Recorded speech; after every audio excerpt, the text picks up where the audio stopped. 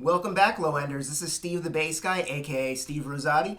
I'm checking in with you at Bass Musician Magazine once again, and today what we're going to do is we're going to look at another technique. So this one is going to be based around left hand muting. So we looked at right hand muting and palm muting on the last thing where we were kind of going through and palm muting with this part of our palm. Now this one is a different technique. This is a left hand mute.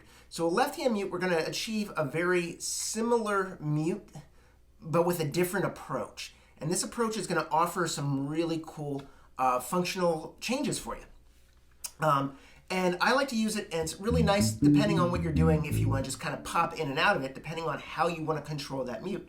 Now, this lesson is going to be short and concise, and we'll make sure that we can get you out of here with something in your bag. So you're like, hey, I want to try that out. Now, one of my favorite bass players to watch and learn from is a guy named Danny Moe. I love that dude. He has got an amazing tone, amazing playing. You might know him from Scott's Bass Lessons. An incredible bass player. One of the things I love about Danny's playing is that he uses a technique where he mutes almost every note. Now, this is almost contrary to the techniques that a lot of us do, where we want to open up our hands and kind of use every finger and play around the neck.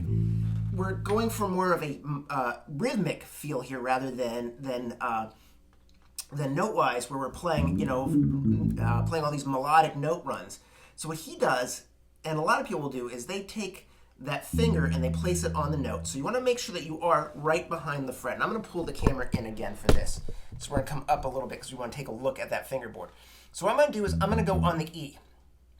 And what I'm going to do is I'm playing that note. Now here's the note without being muted, without the muted note versus a dead note, which would be this, right? So what I am doing is I'm still holding down the note, but what I'm doing is I'm taking these three fingers and I'm placing them lightly on the string. So I'm still plucking the note, but what I'm doing is I'm muting the string in front of the note. So I'm actually causing it to die a little bit. Now, the harder I press on that string with these fingers, the deader it's going to be. So I don't want to completely deaden the note. So I want to lighten up my three fingers in front of my pointer.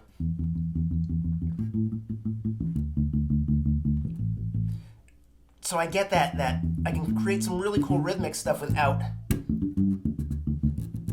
actually pressing down the note. It's in front, or without having to have the note really ring out. I get a lot of the bark, I get a lot of the bite, but not a lot of the bark. Let's say in that case.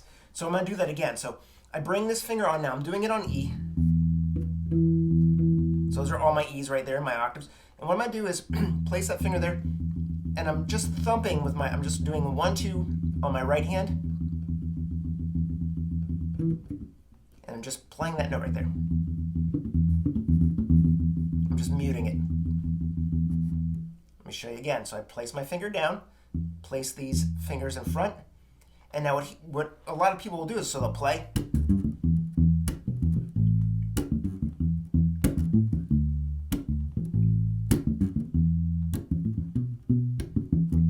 And they'll just kind of slide it around as they play.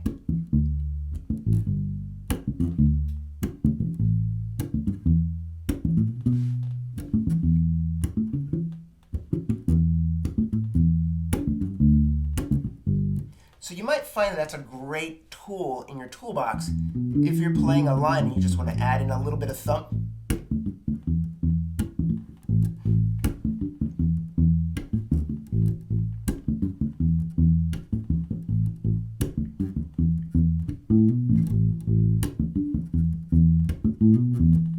Great for getting some of that thump in there, right?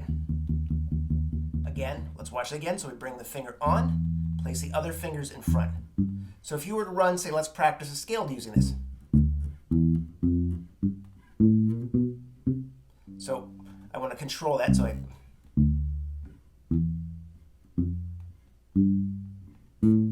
gotta get my fingers right there.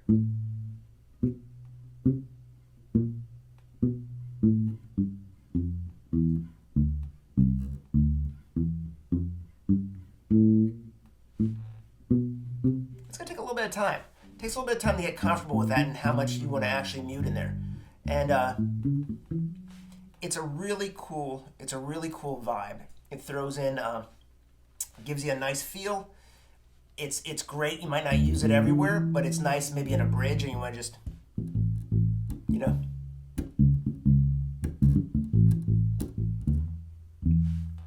just want to throw in some changes.